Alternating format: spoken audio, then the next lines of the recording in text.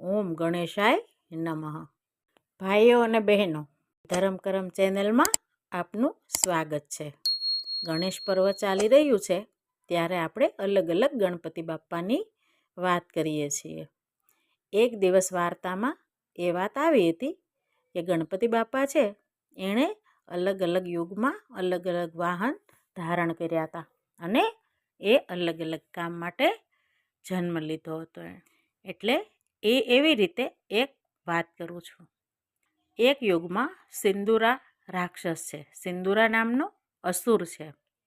એનો એટલો હાહાકાર છે, એટલો બધો ત્રાસ છે કે કોઈ જગ્યાએ બી નહીં, ગમે તે જીવ બસ એના નામથી જ ફફડી ઉઠે અને એ અલગ અલગ સ્વરૂપ પણ લઈ શકે. એટલે જ્યાં એને વધ કરવા જાય કે જ્યાં એને કોઈ મારવા જાય, કોઈ દેવી દેવતાઓ તેઓ એ એટલી વારમાં ઝડપથી એનું સ્વરૂપ બદલી લે અને કોઈ દેવ એને મારી શકે નહીં. એટલે દેવતાઓ પણ ત્રાસી ગયા. એટલે સ્વર્ગમાં, પૃથ્વી ઉપર બધી જગ્યાએ એનો હાહાકાર.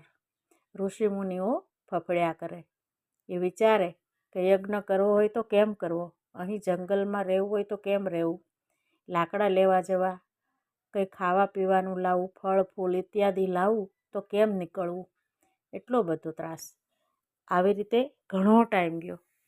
એક દિવસ બધા દેવતાઓ વિચારે છે કે હવે મહાદેવ પાસે જઈએ. મહાદેવ વગર આનો નાશ નહીં થાય, આને કોઈ મારી નહીં શકે. પછી ઇન્દ્રદેવ કહે છે, ના, આપણે નારાયણ આગળ જઈએ. નારાયણ બધા રસ્તા કાઢે, એને ખબર હોય આને કેવી રીતે મારવો. બધા દેવતાઓ નારાયણ આગળ જાય છે અને કહે છે, નારાયણ, હવે આ સિંદુરા નામનો અસુર છે એનો ખૂબ ત્રાસ છે. ક્યાંય કોઈનાથી નીકળાતું નથી. ખાવા પીવાનું પણ હવે તો તકલીફવાળું થઈ ગયું છે, કારણ કે વસ્તુ વગર લોકોને, ઋષિઓને, પશુ પક્ષીઓને બધાને ખૂબ તકલીફ પડે છે. જીવતા જીવ ગમે તે હોય પણ બસ એ એને મારી અને ખાઈ જાય. એટલે પશુ પક્ષી પણ ફફડ્યા કરે. નારાયણ કહે છે, પણ આનો ઉકેલ મહાદેવ આગળ હોય. તમે કૈલાસ જાઓ અને મહાદેવને વાત કરો. બધા દેવી દેવતાઓ કૈલાસ પર્વત પર જાય છે. ત્યાં જઈ અને માતાને પ્રણામ કરે છે અને કહે છે, માતા, મહાદેવ ક્યાં છે? એટલે કહે છે, કેમ, શું કામ છે?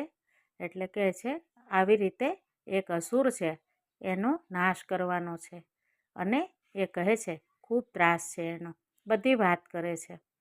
તો માતા કહે છે, મહાદેવ તો સમાધિમાં લીન છે અને મહાદેવ ક્યારે ઉઠે એની કોઈને ખબર ન હોય, પણ હું એનો રસ્તો કાઢું. દેવી દેવતાઓ પ્રણામ કરીને કહે છે, હા માતા, તમે કંઈક કરો, પણ આને મારો, ગમે તે કરો. તો એ કહે છે, હા, તમે સ્વર્ગમાં જાઓ, હું કંઈક ગોતીશ એવું કે એનો નાશ થાય. બધા દેવી દેવતાઓ સ્વર્ગમાં જાય છે. માતા નંદીને કહે છે, નંદી, એવો કંઈ રસ્તો કાઢીએ કે આને અસુરને આપણે મારી શકીએ. તો એને એવું યાદ આવે છે કે એક વખત મહાદેવે માતાજીને કહ્યું હતું કે તમારે એક ગણેશ એવો પુત્ર થશે જે સદૈવ તમારી આજ્ઞાનું પાલન કરશે અને સારી સૃષ્ટિમાં, દેવલોકમાં જેટલા અસુર છે ને એની સામે બધાને રક્ષણ આપશે અને એનો નાશ કરશે. અને એનો જન્મ એટલા માટે જ થશે, જે યુગ હશે એવી રીતે એનો જન્મ થશે. માતાજીને આ વાત યાદ આવી એટલે એ કહે છે કે હું એક પુત્રને અત્યારે જીવિત કરું છું. મહાદેવનું મને વચન છે. એટલે ત્યારે ગણપતિ બાપ્પાને ઘાસમાંથી માતાજી એક સરસ મજાનો પુત્રની આકૃતિ બનાવે છે અને અંજલિ છાંટી એનામાં પ્રાણ પૂરે છે.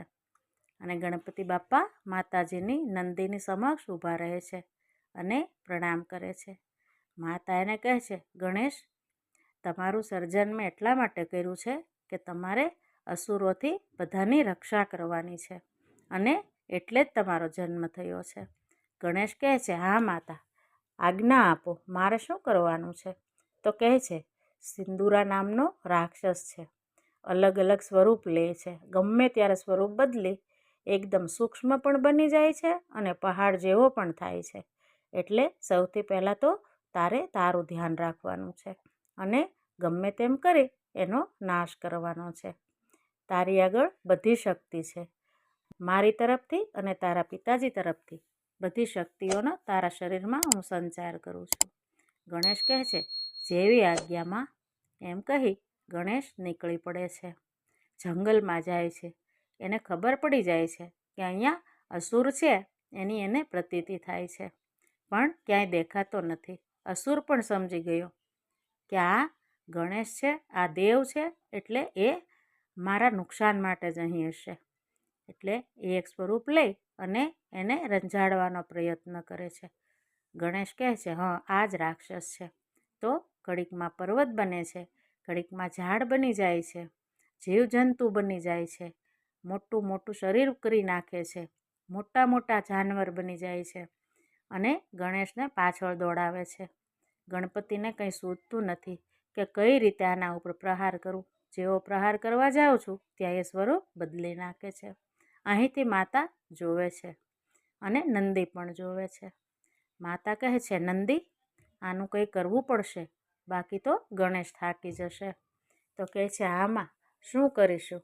તો માતા કહે છે, નંદી, હું તારામાં પણ એક એવી શક્તિનો સંચાર કરું છું જેનાથી એ જ્યારે રૂપ બદલવા જાય એ જ ક્ષણે તને ખબર પડી જશે કે આમાંથી એ આ બની જશે અને જે રૂપ બદલવા જાય ત્યારે તારે ગણેશને એનાથી વાકેફ કરવાનો અને એ પ્રહાર કરશે. તો કહે છે, હા માતા, કંઈ વાંધો નહીં. નંદી પણ જ્યાં ગણેશ છે ત્યાં ગાઢ જંગલમાં જાય છે અને કહે છે, ગણેશ, હું આવી ગયો છું અને માતાએ મને આવી એક શક્તિ આપી છે. હવે જ્યારે સિંદૂરા એનું રૂપ બદલે એની મને ખબર પડી જશે. એટલે હું ઈશારો કરીશ અને હું ઈશારો કરું એટલે તરત તમે પ્રહાર કરજો. ગણપતિ કહે છે, હા, હું તૈયાર જ છું. બે આંટા મારે છે એટલે એક ઝાડ હલે છે. ઝાડ હલે છે એટલે નંદી એના તરફ જોવે છે. એને ખબર પડી ગઈ આ રાક્ષસ છે, આ સિંદૂરા છે. એટલે નંદીએ વિચાર્યું, નંદીએ આંખ બંધ કરી એટલે એને ખબર પડી ગઈ કે હવે એ આ રૂપ લેશે એમ, અને એણે ત્યાં ધ્યાન રાખ્યું. જેવો ગણેશ પ્રહાર કરવા જાય છે, ગણપતિ બાપા એના ઉપર પ્રહાર કરે છે, ત્યારે એ રૂપ બદલે છે અને બદલવાની તૈયારી કરે છે.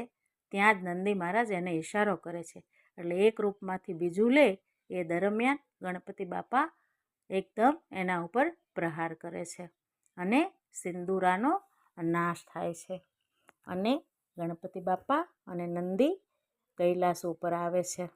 આમ માતાને ગણપતિ અને નંદીને કૈલાસ ઉપર પાછા આવતા જોઈને ખૂબ આનંદ થાય છે.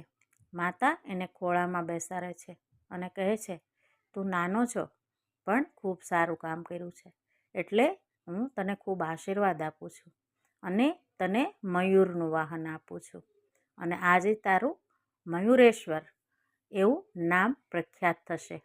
અને આજે મહારાષ્ટ્રમાં ઘણી જગ્યાએ મંદિર પણ છે મયુરેશ્વરના, અને એક ગણપતિ બાપાનું મંદિર એવું છે કે એના મંદિરમાં પણ નંદી મહારાજ બિરાજે છે સાક્ષી સ્વરૂપે.